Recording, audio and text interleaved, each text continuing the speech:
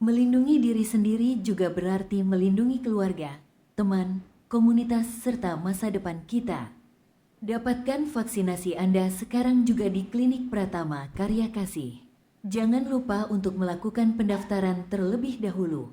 Hubungi segera Klinik Pratama Karya Kasih di WhatsApp 0852 8017 5511. Klinik Pratama Karya Kasih melayani dengan kasih dan sukacita. Pneumonia bilateral adalah infeksi pernafasan serius yang menyerang kedua sisi paru-paru secara bersamaan akibat penumpukan cairan di organ paru, sehingga fungsi pernafasan terganggu dan memerlukan penanganan medis intensif. Gejala utama yang harus diwaspadai adalah demam tinggi dan menggigil, kesulitan bernafas hingga sesak, batuk dengan dahak, terkadang dengan darah, nyeri dada saat bernafas atau batuk, kelelahan parah, dan detak jantung cepat. 4 langkah penting pencegahan pneumonia adalah: pertama, cuci tangan secara teratur setelah beraktivitas untuk mencegah infeksi. Kedua, berhenti merokok dan hindari polusi udara.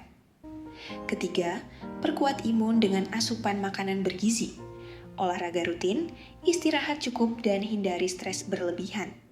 Keempat, melakukan vaksin influenza dan pneumonia untuk mengurangi resiko infeksi pernafasan. Fakta menunjukkan bahwa 46% kasus fatal pneumonia di Indonesia adalah lansia. Vaksin pneumonia adalah cara terbaik untuk melindungi lansia dari pneumonia.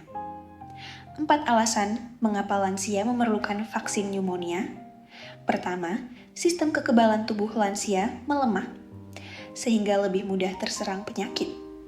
Kedua, pneumonia dapat berakibat fatal bagi lansia. Ketiga, vaksin pneumonia terbukti aman dan efektif. Keempat, vaksin pneumonia dapat membantu mencegah komplikasi penyakit serius. Jika Anda sudah berumur 50 tahun ke atas, segera konsultasikan dengan dokter untuk mendapatkan rekomendasi vaksin pneumonia. Vaksin pneumonia tersedia di Klinik Pratama Karya Kasih. Herpes zoster merupakan infeksi kulit akut yang terjadi karena reaktivasi virus varicella zoster, yaitu virus yang menyebabkan cacar air. Herpes zoster dikenal juga dengan istilah cacar ular, cacar air, atau dompo. Gejala herpes zoster diawali dengan rasa nyeri pada bagian yang terinfeksi, diikuti dengan bintil-bintil merah, bintil-bintil berisi cairan, kemudian kering berkerak, menderita demam dan merasa lemas.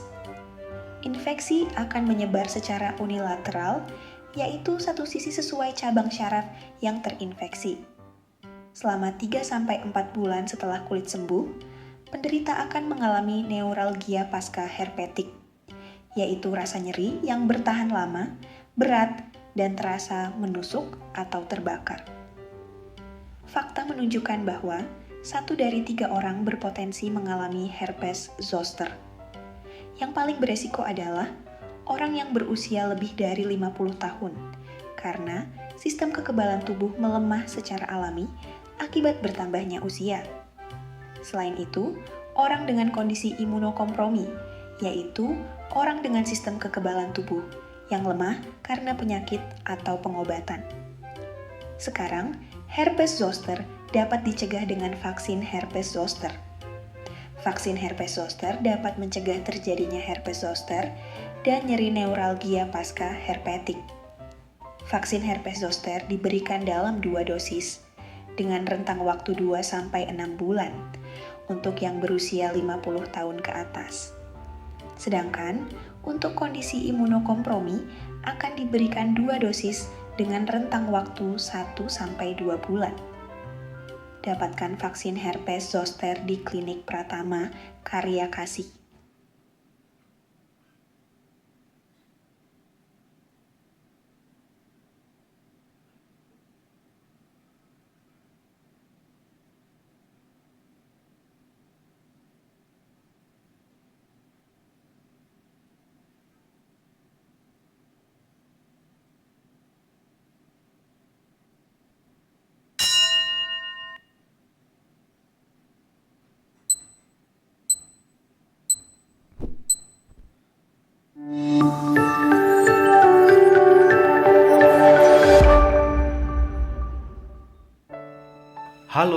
Selamat sore, selamat datang, dan selamat beribadah di GKI Taman Aries.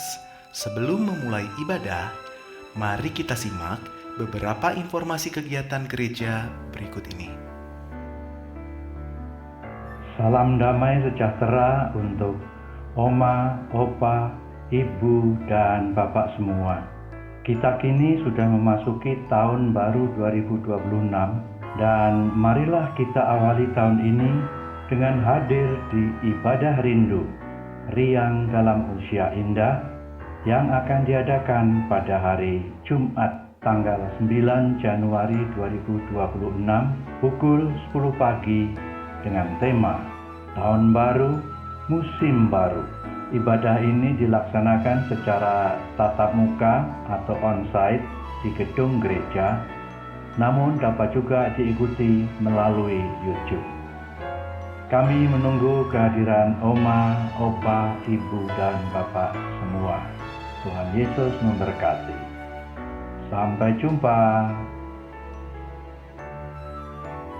Aksi donor darah akan diadakan di Klinik Pratama Karya Kasih pada hari Minggu 18 Januari 2026, mulai jam 9 pagi.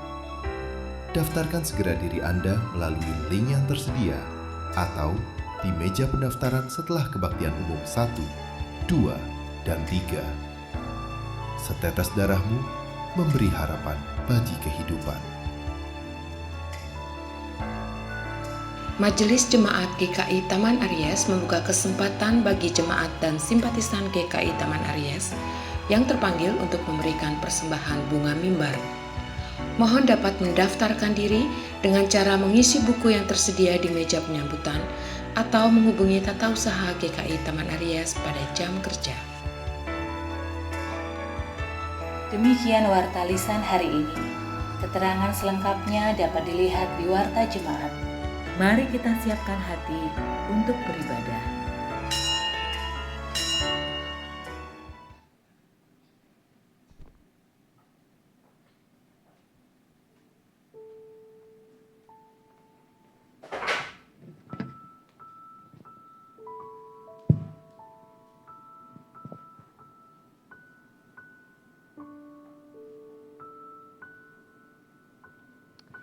Selamat sore, selamat datang, selamat beribadah bagi jemaat yang terkasih. Tak terasa ini merupakan minggu pertama di tahun yang baru. Jadi saya juga mengucapkan selamat tahun baru. Tahun 2025 telah kita lalui. Tahun 2026 kita masih tidak tahu apa yang akan terjadi.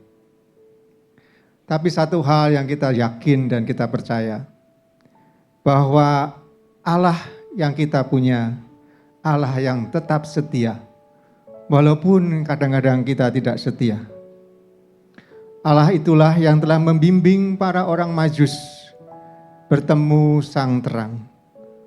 Mari kita akan sama-sama mulai dengan mendengarkan satu ayat panggilan ibadah yang diambil dari Matius 2 ayat 9 dan 10 yang mengatakan, lihatlah bintang yang mereka lihat di timur itu, mendahului mereka hingga tiba dan berhenti di atas tempat anak itu berada. Ketika melihat bintang itu, mereka sangat bersukacita. Mari kita memuji Dia sang terang yang memimpin setiap ziarah hidup dan perjalanan kita.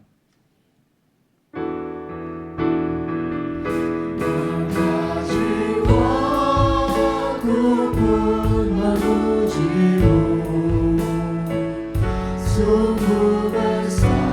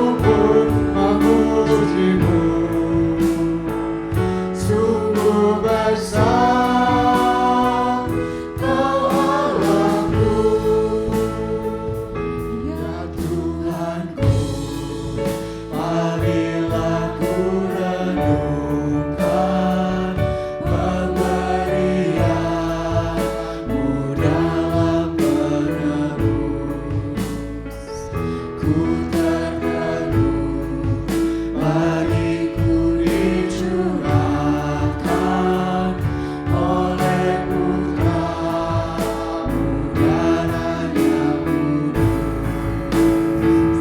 Maka jiwaku pun memuji-Mu,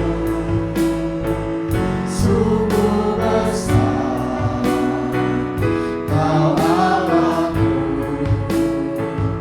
Maka jiwaku pun memuji-Mu, sungguh besar Kau Allahku.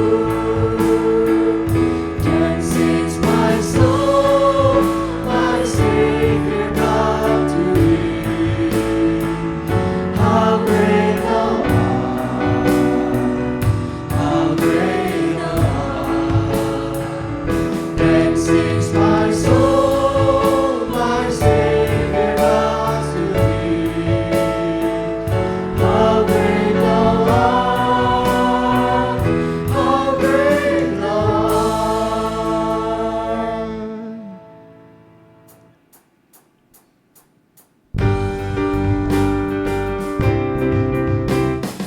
Dari timur jauh Benar, kami cari Raja besar, lewat gurun naik turun ditutup bintangnya.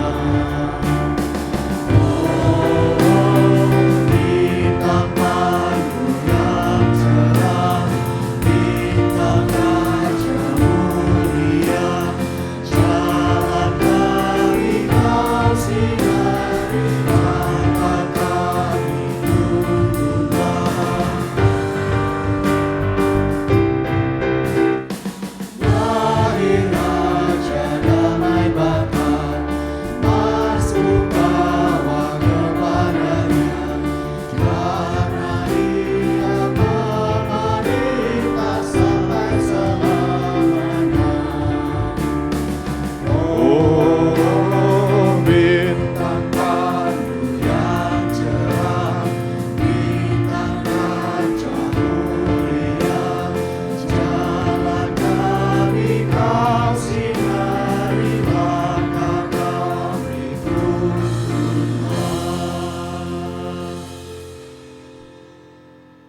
Pertolongan kita adalah di dalam nama Tuhan yang menjadikan langit dan bumi. Salam bagi saudara yang datang dalam nama Tuhan, Tuhan besertamu.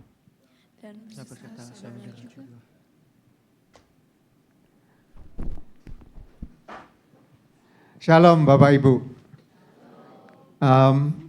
Tema hari ini adalah bagaimana kita meraih masa depan bersama Sang Terang. Sebelum kita memasuki ibadah kita lebih lanjut, hidup kita dituntut serupa Kristus dalam kehidupan kita. Apakah dalam kehidupan kita, kita sudah memakai seluruh kehidupan kita serupa Kristus? Apakah kita sudah gunakan mata kita untuk melihat hal-hal yang baik, hal-hal yang perlu diperbaiki di sekitar kita? Apakah kita sudah menggunakan mulut kita untuk membangun, bukan untuk mengutuki orang? Apakah kita sudah pakai tangan kita untuk memberi dan menjangkau mereka yang lemah, bukan lebih banyak untuk scrolling HP? Apakah kita sudah menggunakan kaki kita untuk melayani dan mengabarkan Injil? Apakah kita sudah isi hati kita dengan firman Tuhan, sehingga kita memancarkan akan kasih itu?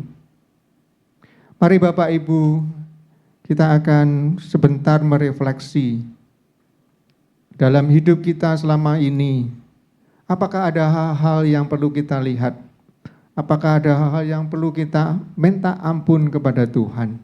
Mari kita berefleksi bersama-sama.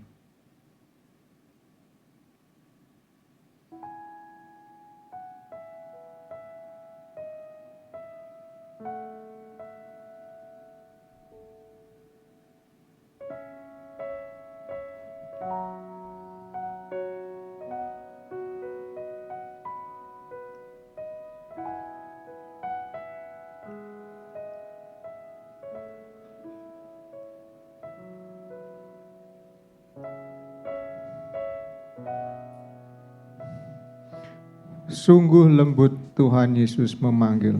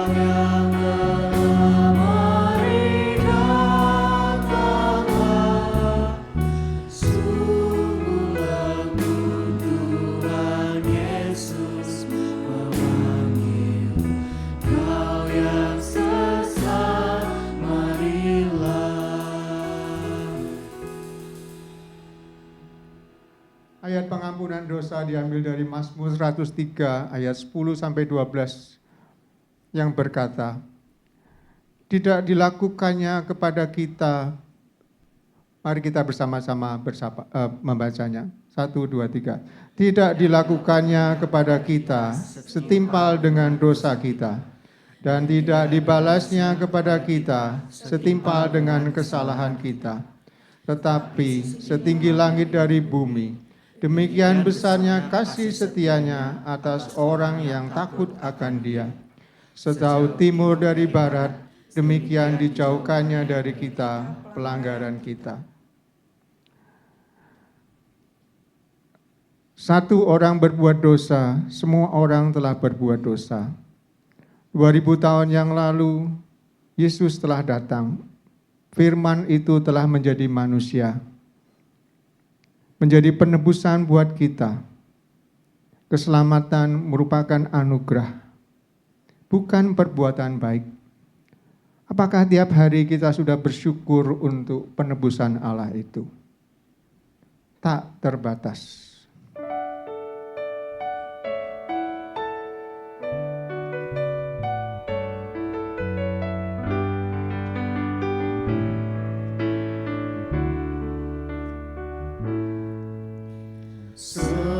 Semusim berlalu, namun Kau selalu peliharaku.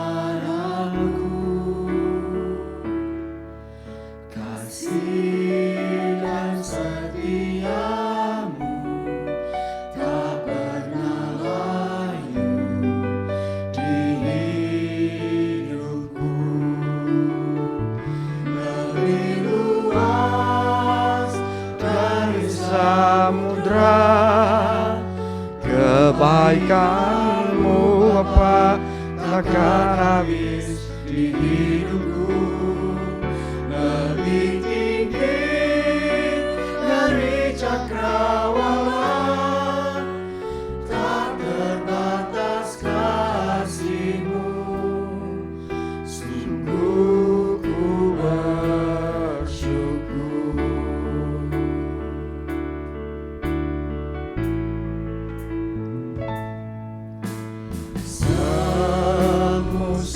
berlalu, namun kau selalu peliharaku. Kasih dan setiamu tak pernah layu di hidupku. Lebih luas dari samudra, kebaikan-Mu Bapa takkan habis di hidupku. Lebih tinggi dari cakrawala, tak terbatas kasih-Mu. Sungguh ku bersyukur. Lebih luas dari samudra, kebaikan-Mu Bapa takkan habis di hidupku. Lebih tinggi dari cakrawala, tak terbatas kasih-Mu. Sungguh ku bersyukur.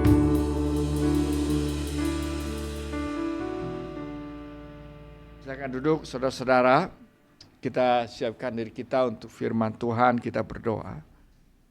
Bapa Surgawi, Tuhan Yesus yang penuh kasih, yang selalu menyertai kami dalam segala musim yang ada.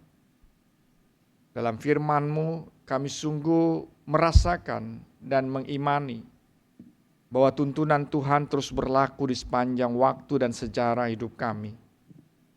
Dan karena itulah kami selalu ingin diingatkan, selalu rindu untuk diperlengkapi, selalu menginginkan kami terus diisi oleh firman Tuhan, agar kami memiliki terang pelita yang kekal, yang daripada-Mu untuk memimpin jalan hidup kami. Sore ini Tuhan, kami rindukan itu. Tuhan menyapa kami kembali dalam sabda-Mu. Dalam nama-Mu Tuhan Yesus, kami mohon pertolongan Roh Kudus. Amin. Saudara, bacaan Alkitab kita hari ini diambil dari salah satu leksioner kita, yaitu dari Efesus pasal 1 ayat 3 sampai 14 ya, Saudara. Terpujilah Allah dan Bapa Tuhan kita, Yesus Kristus, yang dalam Kristus telah mengaruniakan kepada kita segala berkat rohani di dalam surga. Sebab di dalam Dia Allah telah memilih kita sebelum dunia dijadikan, supaya kita kudus dan tak bercacat di hadapan-Nya. Dalam kasih, Ia telah menentukan kita dari semula melalui Yesus Kristus untuk menjadi anak-anak-Nya sesuai dengan kerelaan kehendak-Nya. Supaya terpujilah anugerah-Nya yang mulia, yang dikaruniakannya kepada kita di dalam Dia yang dikasihinya. Sebab di dalam Dia kita beroleh penebusan melalui darah-Nya, yaitu pengampunan atas pelanggaran menurut kekayaan anugerah-Nya yang dilimpahkan-Nya kepada kita dalam segala hikmat dan pengertian. Sebab Ia telah menyatakan rahasia kehendak-Nya kepada kita sesuai dengan rencana kerelaan-Nya, yaitu rencana kerelaan yang dari semula telah ditetapkannya di dalam Kristus sebagai persiapan kegenapan waktu untuk mempersatukan di dalam Kristus sebagai kepala segala sesuatu, baik yang di surga maupun yang di bumi. Di dalam Dialah kami diberi warisan. Kita yang dari semula sudah dipilihnya sesuai dengan maksud Allah, yang mengerjakan segala sesuatu menurut keputusan kehendak-Nya, supaya kami yang sebelumnya telah menaruh harapan pada Kristus boleh menjadi puji-pujian bagi kemuliaan-Nya. Di dalam Dia kamu juga, karena kamu telah mendengar firman kebenaran, yaitu Injil keselamatanmu. Di dalam Dia kamu juga, ketika kamu percaya, dimeteraikan dengan Roh Kudus yang dijanjikannya itu. Roh Kudus itulah jaminan warisan kita sampai kita memperoleh penebusan yang menjadikan kita milik Allah untuk memuji kemuliaan-Nya. Demikianlah firman Tuhan, berbahagialah bagi setiap kita yang mendengarkan firman Allah dan yang memeliharanya.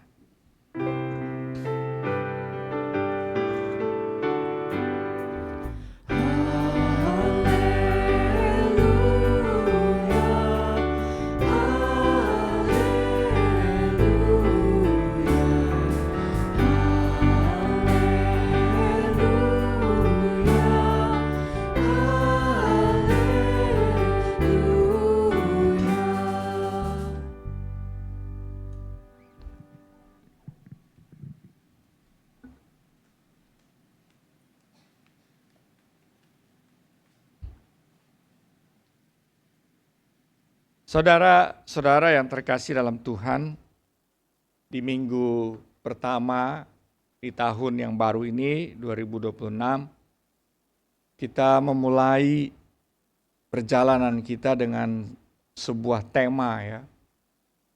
Seperti Bapak Ibu Saudara lihat di layar, temanya meraih masa depan bersama Sang Terang.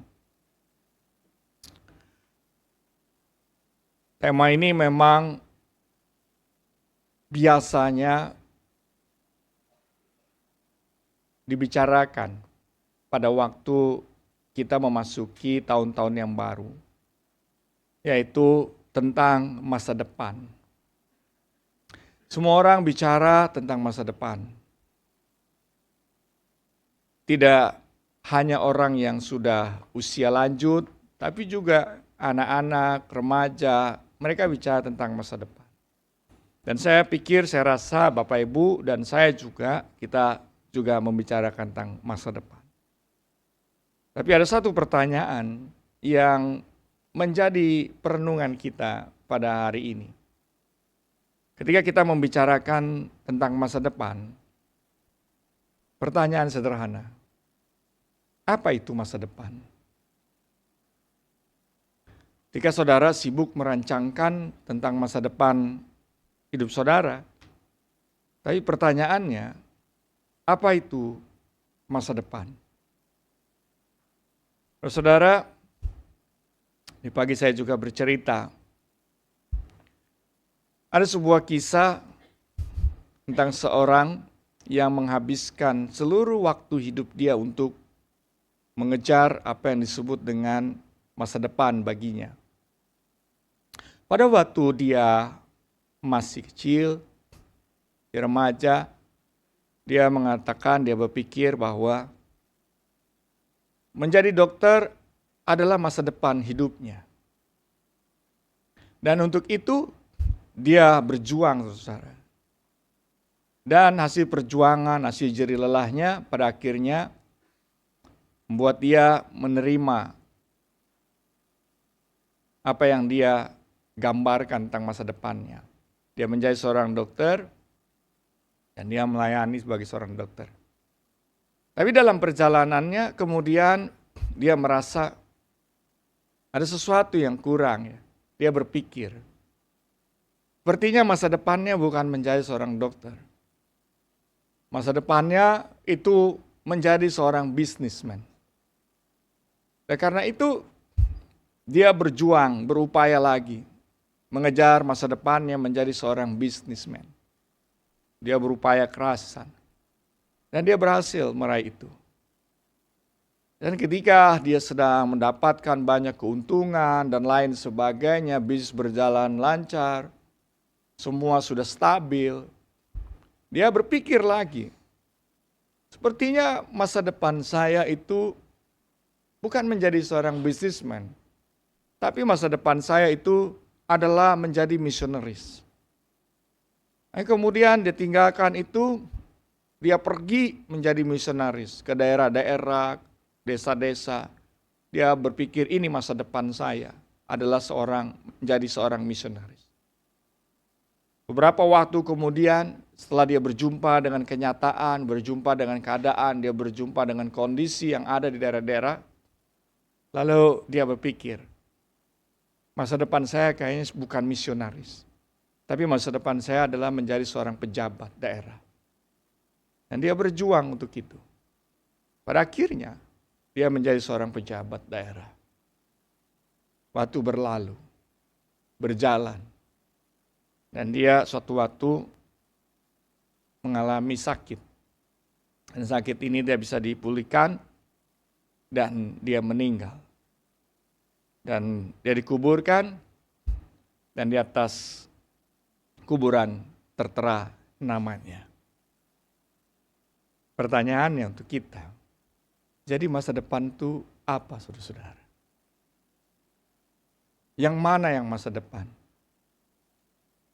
Pada waktu kita memikirkan masa depan, seringkali kita melihat masa depan itu seperti sebuah cakrawala, garis cakrawala.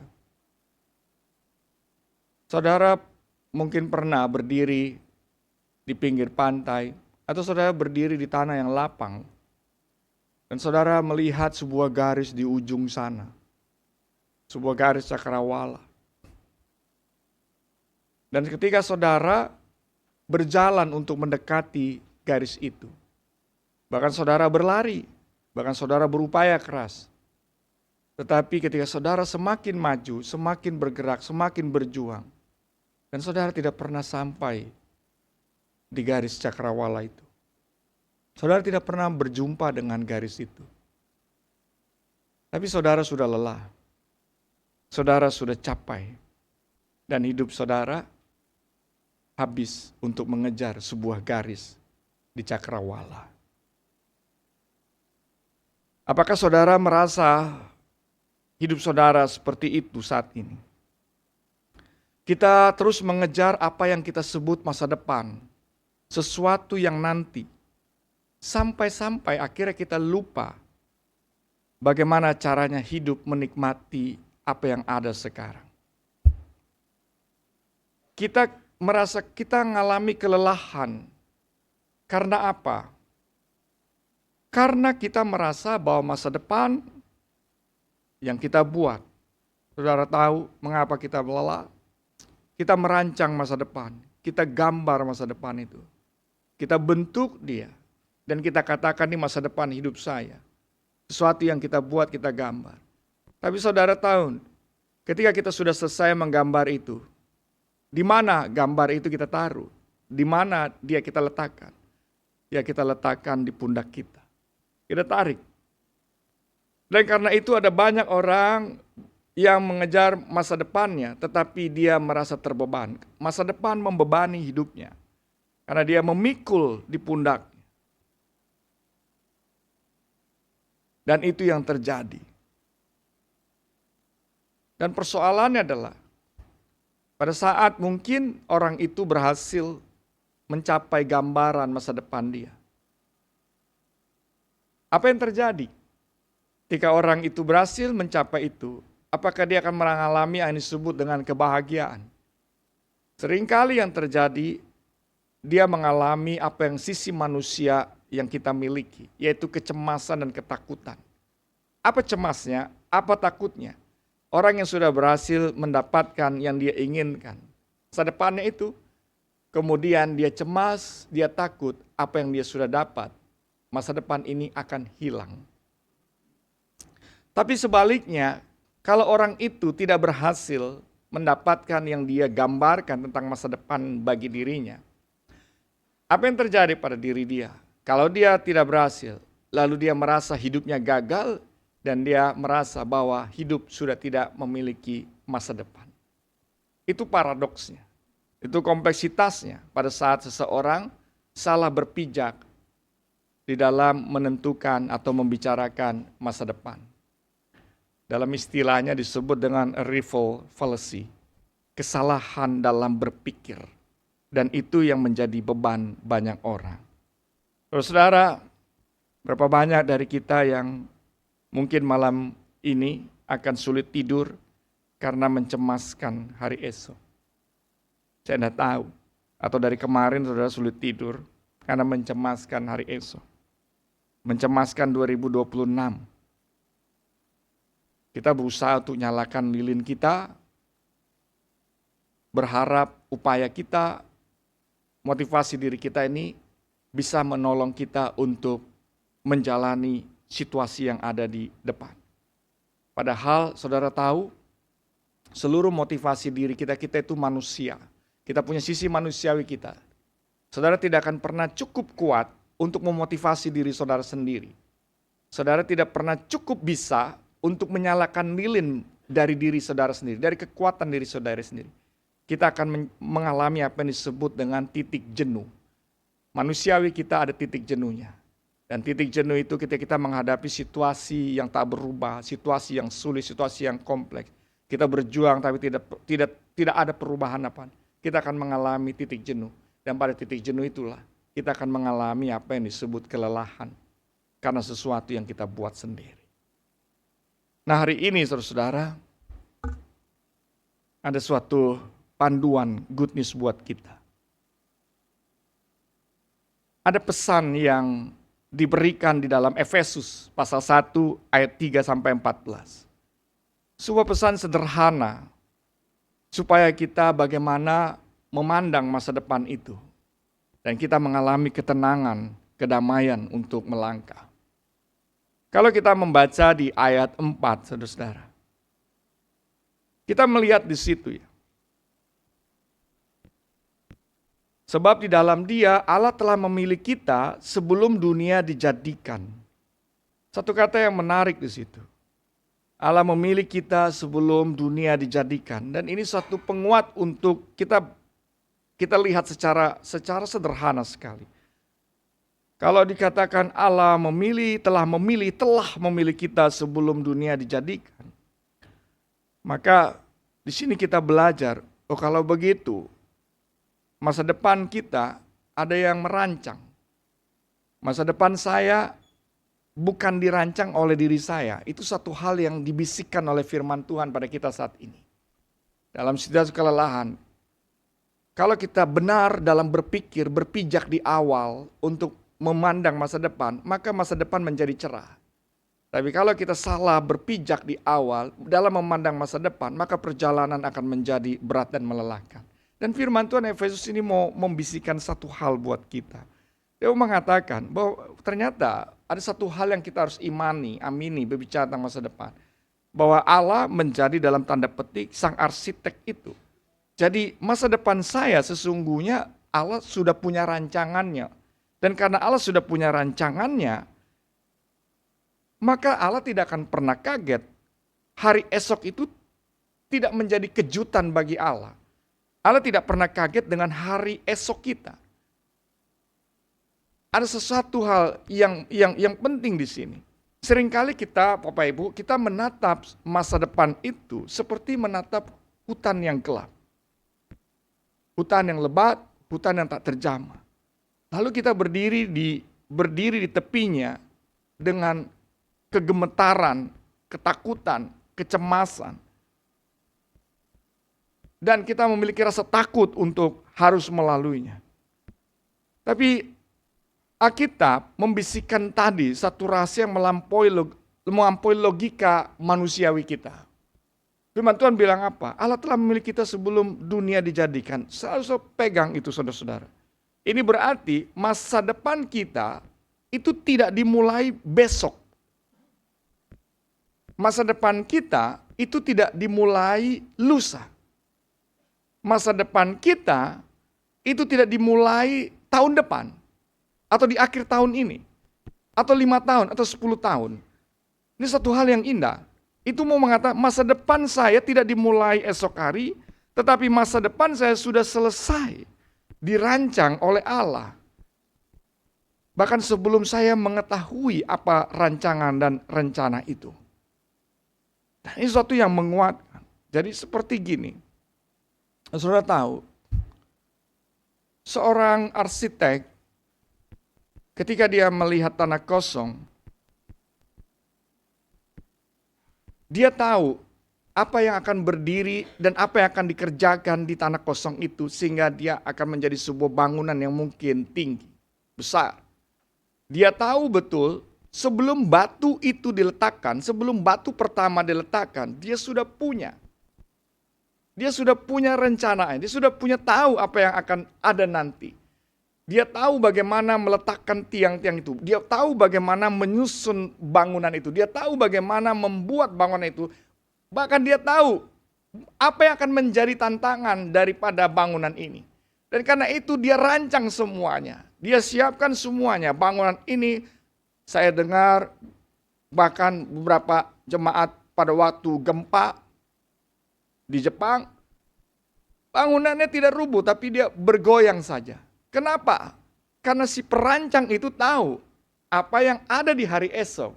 Dia tahu bahwa bangunan yang berdiri ini akan menghadapi gempa. Karena dia tahu apa yang terjadi hari esok, maka dia siapkan, dia bangun sesuatu untuk menghadapi apa yang akan terjadi di depan. Dan Allah merancang itu, dia seperti seorang arsitek yang mengenali pribadi kita, mengenali diri kita, apa yang akan terjadi di depan, situasi apa yang akan ada. Dan Tuhan sudah siapkan apa yang penting buat hidup kita. Sebelum masalah itu muncul di kalender kita, sebelum masalah kita muncul, sebelum goyang gempa itu muncul di kalender kita, di waktu kita, di tanda kita, Tuhan sudah siapkan jalan keluarnya. Sebelum rasa sepi saudara, rasa lelah saudara itu hadir dalam perjalanan, Allah sudah tahu dan karena itu dia menyertai saudara dan saya. Dan karena itu bagian pertama ini kita bisa belajar sini. Jadi apa yang saya perlukan? Ketika saya berbicara masa depan, saya tidak perlu tahu setiap jengkal yang ada di depan. Saya tidak perlu tahu itu. Bagian saya adalah bagaimana saya tetap bisa memegang tangan sang terang yang berjalan itu. Saya tidak perlu tahu. Saya tidak perlu bangun kecemasan dalam hidup saya karena sejengkal jalan di depan saya. Semeter jalan di depan saya. 1 kilo jalan di depan saya. Ada banyak orang belum sampai di 1 kilo perjalanannya. Dia sudah mengalami beban yang berat seolah-olah menanggung 1000 kilo perjalanan. Saya tidak perlu tahu. Ayat ini menegaskan pada saudara dan saya, bagian kita hanya memastikan bahwa tangan kita itu memegang Kristus yang berjalan bersama dengan kita. Jadi sederhananya begini. Kita merasa aman bukan karena saudara tahu apa yang ada di depan. Tetapi karena kita tahu siapa yang merancang hari depan itu. Saya merasa aman. Saudara merasa aman di tahun yang baru ini. Bukan kalau saudara tahu detail dari setiap perjalanan yang ada di depan. Tapi karena saudara tahu bahwa ada yang merancang hari esok untuk hidup kita. Dan itu ketika saudara imani, saudara amini, maka itu akan mengubah hidup saudara dan hidup saya. Kenapa harus berlelah? Kita cuma butuh satu keyakinan saja. Allah Kristus yang memiliki, yang merancang masa depan saya. Lalu yang berikut apa? Dari ayat 5 sampai 7 kita belajar di situ. Dalam perjalanan itu ada satu hal yang diingatkan di situ, saudara-saudara ya. Kita masa depan kita ini adalah menjadi anak, dan itu sudah diberikan dalam Kristus. Jadi Tuhan menjaga kita itu bukan karena prestasi saudara. Tuhan menjaga kita bukan karena kesempurnaan saudara dalam merancangkan masa depan. Bukan karena detailnya saudara, bukan karena, tetapi Tuhan menjaga saudara dan saya dalam perjalanan itu. Karena apa? Karena kita sudah dimeteraikan di situ, dibilang. Kita dimeteraikan di situ. Saudara tahu apa arti meterai? Kita dimeteraikan untuk apa? Untuk menjadi anak. Saudara dimeteraikan menjadi anak. Saya dimeteraikan menjadi anak. Saudara tahu apa artinya dimeteraikan? Dimeteraikan itu berbicara tentang kepemilikan saudara. Saudara dimeteraikan Allah, saya dimeteraikan, hidup kita dimeteraikan, kita menjadi milik Allah dan menjadi anak waris di situ. Artinya apa kalau kita menjadi pemilikan? Kita menjadi bagian dari kepemilikan Allah. Kita berarti ada di dalam perlindungan. Saudara menjaga rumah saudara, saudara menjaga aset-aset saudara. Karena apa? Karena saudara memiliki merasakan bahwa ini milik saudara. Seseorang yang merasa ini miliknya, maka dia akan menjaga, dia memelihara, dia merawat, dia memperhatikan apa yang dia miliki. Dan disinilah kita diingatkan. Dalam sisi yang lain, firman Tuhan bilang, kita itu dimeteraikan. Dimeteraikan artinya kita menjadi pemilik Allah. Kita menjadi milik Allah. Itu menjadi sebuah kekuatan. Bahwa ternyata kalau saya adalah milik Allah, berarti saya ada di dalam perlindungan. Dan ini menguatkan. Di sini kita memahami bahwa masa depan kita tidak ditentukan oleh siapa kita, tapi masa depan kita tentukan siapa Bapa kita sekarang.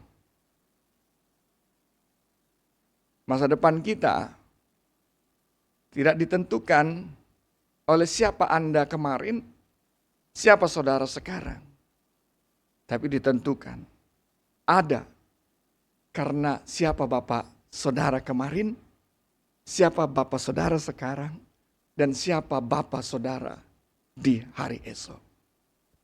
Dan kita tahu Bapak kita adalah Allah yang berkuasa, yang menetap, tinggal, berjalan bersama, memberi terang dalam perjalanan itu. Saudara terkasih, apa yang bisa kita simpulkan untuk kita bisa catatkan dalam perjalanan kita? Masa depan itu bukan monster yang saudara harus taklukkan.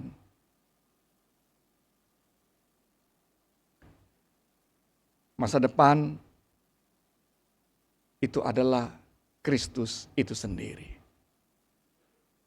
Kita tidak berbicara tentang masa depan yang jauh. Kita diingatkan oleh firman Tuhan bahwa di dalam Kristus saudara tidak lagi berjalan menuju masa depan. Tapi saudara dan saya sedang berjalan bersama sang masa depan itu sendiri. Pemilik masa depan itu. Orang-orang percaya memandang hari esok, dia tidak lagi berjuang untuk bagaimana memiliki masa depan. Karena Kristus sang masa depan itu, pemilik masa depan itu, dia tidak ada di ujung lorong hidup saudara. Dia ada bersama saudara. Memberi terang untuk saudara dan saya bisa melewati sebuah lorong yang gelap. Yang saudara tidak tahu ujung lorong itu. Jadi masa depan bukan tentang sesuatu yang jauh di hadapan kita. Masa depan adalah sesuatu yang mendekat dalam hidup kita. Yaitu Kristus terang itu. Nah karena itu saya mau menyampaikan satu bagian yang saudara bisa lakukan, kita lakukan pada minggu ini terkait firman ini. Yang pertama, ketika saudara berpikir tentang masa depan, berhentilah menjadi penulis tunggal.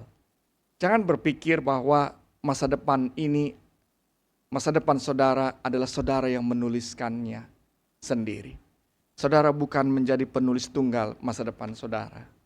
Jadi malam ini sebelum tidur, saudara bisa katakan pada Tuhan, Tuhan, aku telah mengatur segalanya sendiri.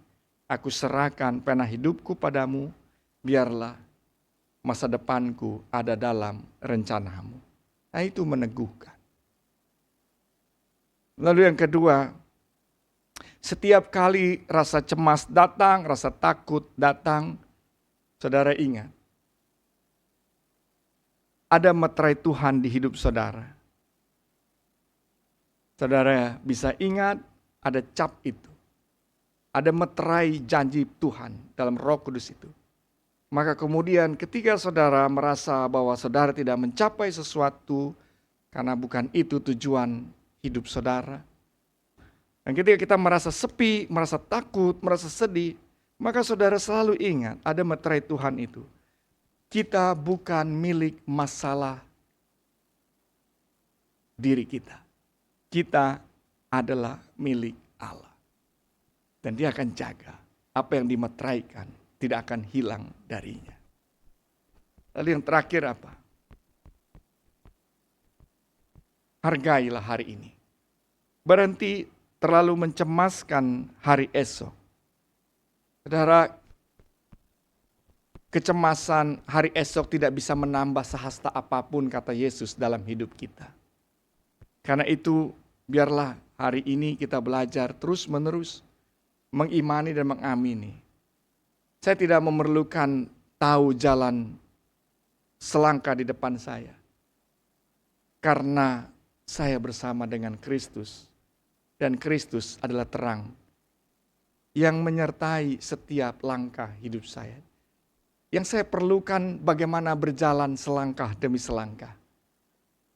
Karena selangkah demi selangkah membawa saya kepada jalan yang Tuhan rencanakan dari sejak saya belum ada. Bapak Ibu Saudara, jadi biarlah ini menjadi pegangan kita. Menerima perjamuan kudus selalu ingat, saudara bukan penulis tunggal masa depan. Masa depan saudara, Allah yang punya, Allah yang membangun, Allah yang merancang. Dan yakinkan dan iman itu untuk menjadi keamanan bukan karena upaya dan keberhasilan, tapi karena Tuhan yang merancangnya. Saudara pulang dan saudara selalu ingat ada meterai yang Tuhan sudah berikan pada hidup kita. Saya anak waris, saya adalah meterai Allah. Allah memeteraikan dan karena itu saya milik Allah. Dia akan menjaga bukan hanya masa lalu saya yang sudah teruji hari ini dan juga hari esok. Dan pada akhirnya saudara akan memiliki sebuah pemahaman apa itu artinya masa depan. Masa depan bukan sesuatu yang saudara capai. Masa depan bukan sesuatu yang saudara dapat raih. Tapi masa depan adalah ketika saudara berjalan bersama Kristus. Sang masa depan itu sendiri. Yang memiliki masa depan. Jadi masa depan ada di mana? Masa depan tidak ada jauh di sana. Masa depan ada bersama saudara dalam perjalanan saudara. Dan itu pemahaman ini membuat saudara dan saya bisa tenang, damai, dan menerima perjamuan kudus ini sebagai penguatan bahwa Tuhan ada berjalan dalam terangnya. Amin.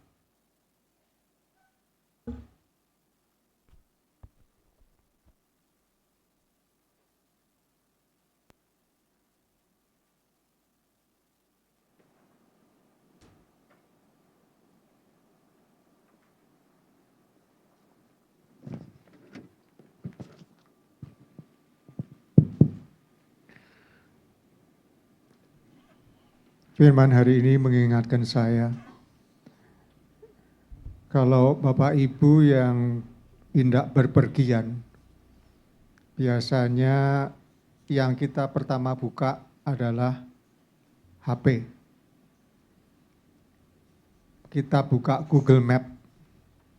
Kita mau ke Cilandak Town Square, ini arahnya kemana, nanti keluarnya di mana gitu ya. Itu kalau buka Google Maps. Sudah terinci exit yang mana, berapa menit nyampe ke Cilandak Town Square. Tapi kalau hidup kita, masa depan kita, tidak seperti kita buka Google Map. Sudah diarahkan, sudah tahu.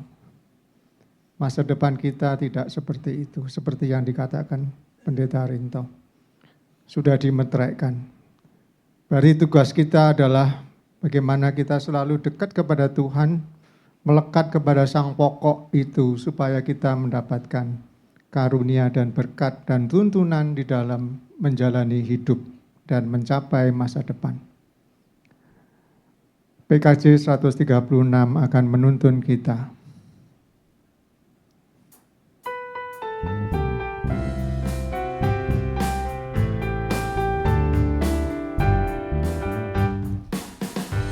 Ada bintang kebahagiaannya, lewat angin dan sabdanya, dalam api bawa kuasanya, apa maknanya? Aku merayakan Natalnya, yang tercantum di sejarahnya, dia membebaskan umatnya, apa maknanya? Saat aku bertemu dia, ku rasakan agung rahmat-Nya, ku sadari dia Tuhan yang mempedulikanku, yang tak menjauhkan diri. Kini dia pun bersamaku, dan menjaga tiap langkahku. Dia kawan karib bagiku, dia segalanya.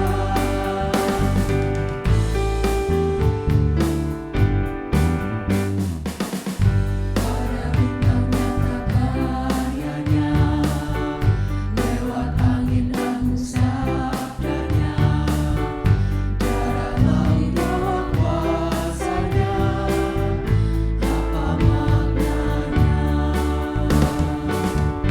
Aku merayakan Natalnya, yang tercantum di sejarahnya, dia membebaskan umatnya, apa maknanya? Saat aku bertemu dia, ku rasakan agung rahmat-Nya, sadari dia Tuhan yang mempedulikanku, yang tak menjauhkan diri. Kini dia pun bersamaku, dan menjaga tiap langkahku. Dia kawan karib bagiku, dia segalanya, dia segalanya.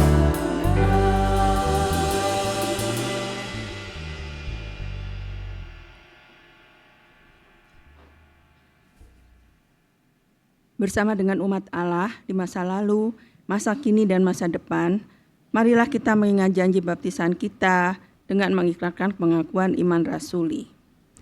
Aku percaya kepada Allah, Bapa yang Maha Kuasa, Khalid langit dan bumi, dan kepada Yesus Kristus, Anak-Nya yang tunggal Tuhan kita, yang dikandung daripada Roh Kudus, lahir dari anak darah Maria, yang menderita sengsara di bawah pemerintahan Pontius Pilatus, disalibkan, mati dan dikuburkan, turun ke dalam kerajaan maut.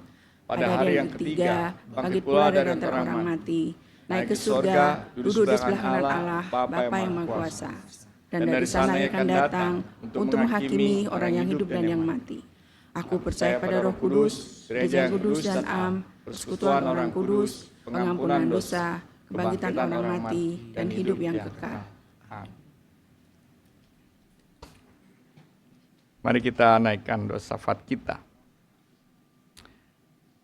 Dunia selalu mengajar kepada kami, Tuhan, apa arti masa depan. Sesuatu yang jauh di sana, yang kami harus raih, kami harus kejar, kami harus capai. Kami selalu diajarkan itu, supaya kami beralih dari Engkau yang menyertai perjalanan kami, supaya kami beralih mengejar mimpi, bukan membangun relasi denganmu. Terus menerus demikian Tuhan, seolah pencapaian yang kami bisa dapat di hari esok adalah masa depan yang kekal untuk hidup kami. Dan kami menjadi lelah karena kami mengejar garis cakrawala yang takkan pernah habis dan menjadi sia-sia. Tapi hari ini firman Tuhan mengajar kembali pada kami tentang apa arti masa depan. Kami belajar ya Tuhan untuk mengingat di tengah-tengah situasi kondisi yang ada, bahwa masa depan kami bukan sesuatu yang ada di ujung daripada lorong kehidupan. Tapi masa depan kami adalah Allah yang menghampiri kami. Allah yang berjalan bersama kami dan memberi kami terang untuk melangkah. Engkau telah memeteraikan kami. Engkau telah membangun kehidupan kami. Jauh sebelum pergumulan itu ada, Tuhan menyiapkan kami dan mendukung dan menyertai kami. Karena itu hari ini ya Bapa, mungkin setiap kami yang hadir di sini, entah muda, entah dewasa, ataupun sudah usinda, kami menjadi cemas dan lelah karena terus-menerus berpikir masa depan yang jauh di depan. Secara khusus di tahun 2026 ini, dengan banyak berita, banyak kabar.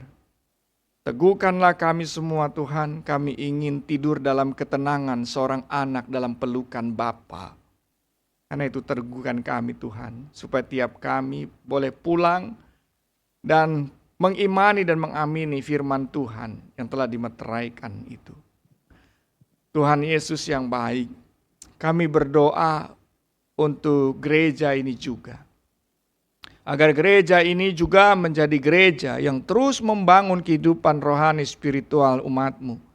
Siapapun yang menjadi bagian dalam gereja ini, Tuhan menumbuhkan, menolong untuk mengenal Engkau secara pribadi, lepas pribadi. Makin dalam mengenal Engkau dan bertumbuh berakar di dalamnya. Tuhan Yesus tolong kami. Kami berdoa buat bangsa dan negeri ini. Kami berdoa bukan hanya buat pemimpin, tapi kami juga berdoa buat setiap kami yang dipimpin. Biarlah kami sama-sama punya terang yang dari Kristus. Kami berjalan bersama dalam terang itu. Mungkin ada banyak hal yang kami tidak mengerti apa yang terjadi di hari esok. Tapi kami percaya, kami mau mengimani dan mengamini bahwa kesejahteraan negeri ini, kehidupan negeri ini Allah yang membangunnya. Allah menyiapkan segala struktur yang baik, yang kuat dalam rahmat anugerah-Mu. Karena itu Tuhan, tolong kami semua. Kami merindukan juga perdamaian dunia. Masa depan tidak ditetapkan dari sebuah rancangan peperangan. Karena dunia mengajar kepada kami, jika kami ingin damai, maka kami harus berperang dan menguasai yang lain. Sesuatu yang menghancurkan. Dan kami merindukan cara berpikir yang berbeda. Berpikir Kristus. Di mana ada cinta kasih, maka damai pasti terjadi.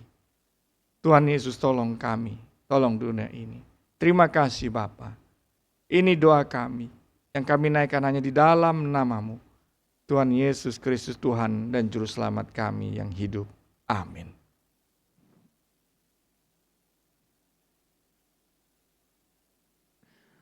Tuhan begitu setia memberkati dan menyertai hidup kita hingga saat ini, karena kita adalah anak-anak-Nya yang sangat dikasihi-Nya.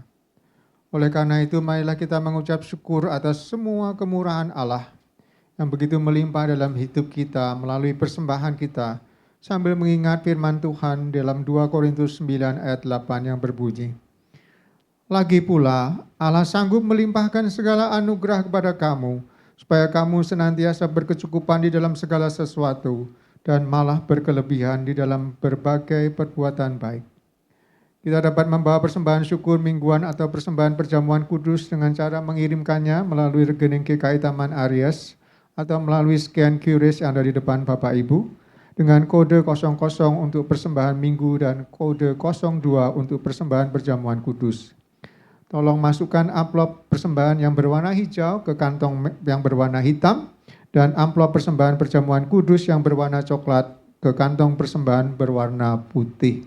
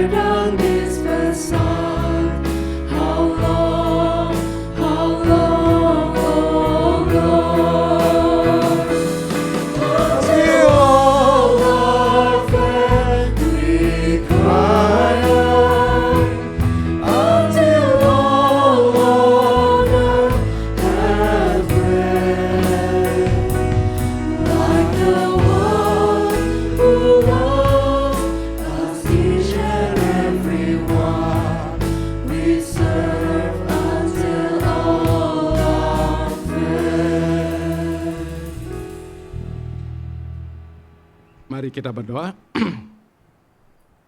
Tuhan Allah Bapa kami yang mengasihi kami datang untuk mengucap syukur dan terima kasih atas segala kebaikan, kasih setia dan anugerah Tuhan, serta berkat pemeliharaan atas kehidupan kami sehingga kami ada sebagaimana kami ada saat ini. Inilah persembahan syukur kami dan sekaligus kesediaan kami menyambut undangan-Mu untuk hadir di meja perjamuan kudus ini. Terimalah ucapan syukur kami ya Allah, kiranya semua ini menjadi persembahan yang hidup, kudus, berkenan kepada dan berguna untuk mewujudkan misi kerajaan Allah yang menyatakan kebenaran. Di dalam nama Tuhan Yesus kami berdoa. Amin. Saudara, ingatlah bahwa di dalam Kristus kita tidak lagi berjalan menuju masa depan, tetapi kita sedang berjalan bersama sang masa depan itu sendiri, yaitu Kristus terang dunia. Dan kini imanilah berkat Tuhan yang menyertai saudara. Kiranya kasih karunia dan damai sejahtera dari Bapa Surgawi dalam Tuhan Yesus Kristus dalam pesan Roh Kudus, kiranya menuntun dan menerangi setiap pikiran, hati, dan langkah saudara hari ini, esok, dan hari-hari selanjutnya. Haleluya. Amin. Maka pergilah sebab kita diutus. Syukur kepada Allah.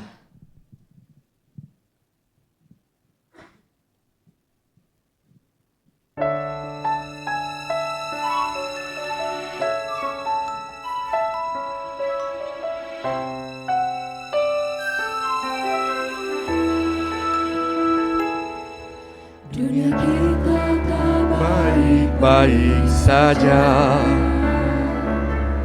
semesta mengerang di dalam Dia,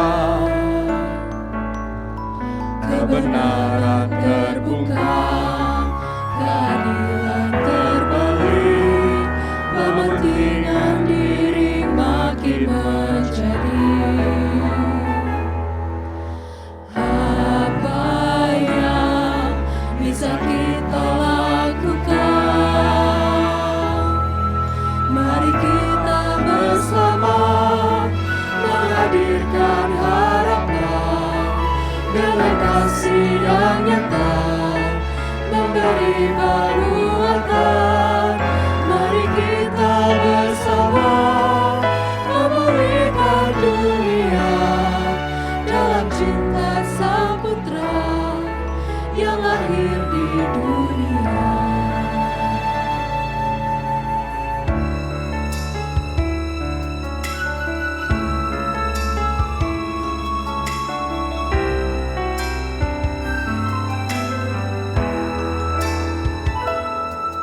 Kegelapan malam makin mencekam,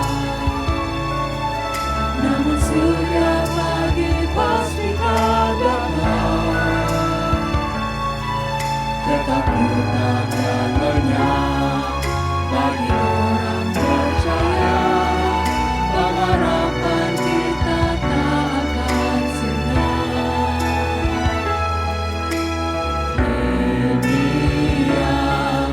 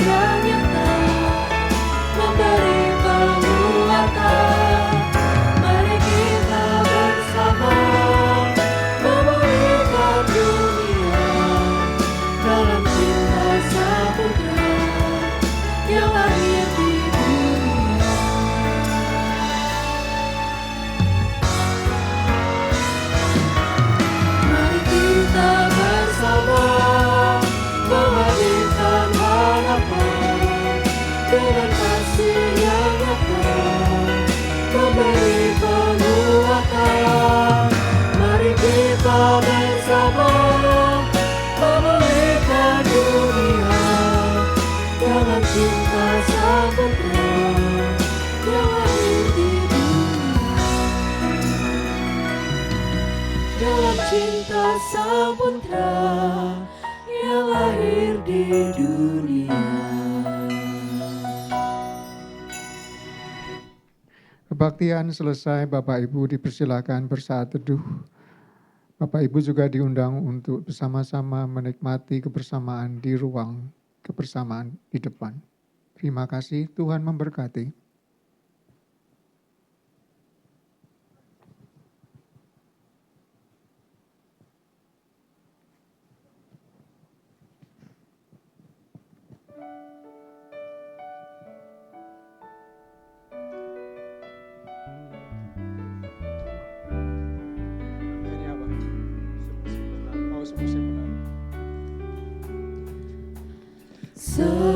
Semusim berlalu, namun Kau selalu peliharaku.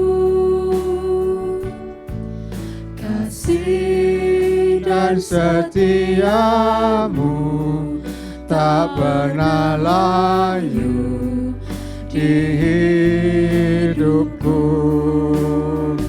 Lebih luas dari samudra, kebaikan-Mu Bapa takkan habis di hidupku. Lebih tinggi dari cakrawala, kan terbatas kasih-Mu. Sungguh ku bersyukur.